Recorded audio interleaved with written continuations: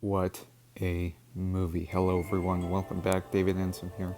As I stated in my last video, I had many expectations for this movie and I was really excited about it. And please go watch it. It took a long time to make. So did it meet my expectations? Absolutely.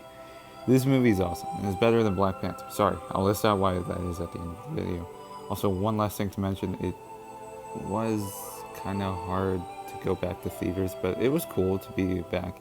I mean, the nostalgia of downtown movie theater, oh my god. So back to the movie. It was great, but first I'll give you my gripes.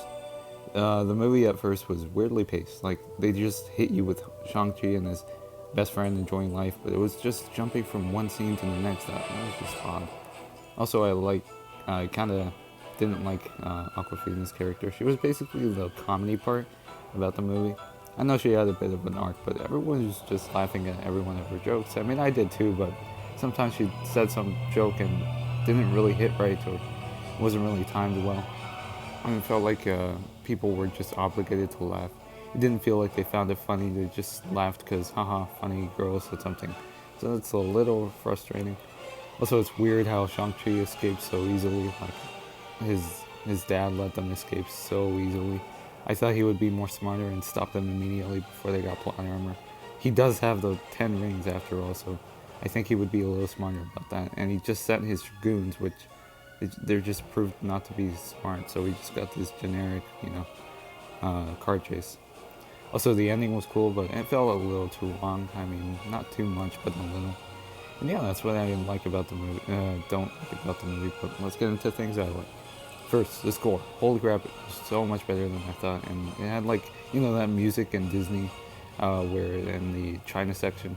It was just really cool. From the Epcot, it was kind of like that, but better. So it introduced a new character, Shang Chi, and he was funny with a bit of a dark side, which was just so nice to get a refreshing new guy in the MCU. The choreography was just better, and then I thought it was just going to be really surprising to see all these fight moves, and it's just beyond anything I would ever think. And the shots were, wow, breathtaking, and I just had my jaw dropped every time. Shang-Chi has two sides, his father's training and his mother's training. It's so tragic what happened, it's legit sad. The wife turned the most ruthless man ever and the father, and now the father lost the only thing that made him good. He goes back to where he was. The villain, holy crap, it's similar to Guardians of the Galaxy Volume 2. Father versus son, and there's a lot of comparisons. It was amazing, but, he was just a perfect villain. Aside from the one thing I mentioned earlier, it doesn't make much sense, but considering all things, he's a great villain. And how Shang-Chi is still wanting his father back after what happened. The Mandarin just wanted his wife back and turned his children into literal killing machines. Again, this villain is awesome with a good motivation, an awesome backstory, and a good threat. His sacrifice made me sad. I wanted to know more about this guy, but I guess it was just his time. And the 10 rings not fading away was cool. Shocker, and I, wonder what's going to happen now. Now let's get into the stuff I really, really do like a lot. The sister was really cool, had good motivations with her brother, leaving him behind, and she got a character arc, like, come on.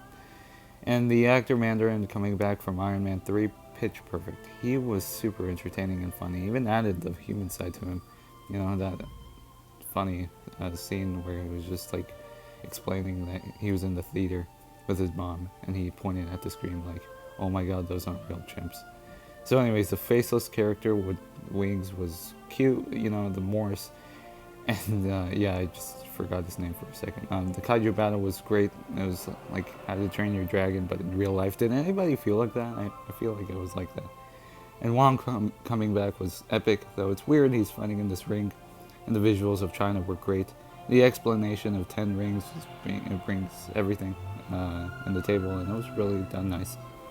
And the more world building was like Black Panther, but Black Panther introduced more ideas, but the thing is that they didn't focus on the brush CGI at the end, but the father versus son fight, that thing.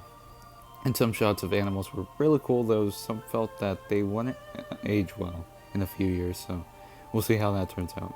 The ending was great, but I wish we got more emphasis on what happened to everyone after the battle, kind of like the end of Endgame. And so yeah, I love this movie, and the theater experience made it so much better to watch, and you should also watch it in the theater, so because this is just an amazing movie to watch. Please don't call this overrated. It doesn't deserve it, but I'm gonna give Shang-Chi and the Legend of the Ten Rings a 9 out of 10. Great job, Marvel. Thanks for watching.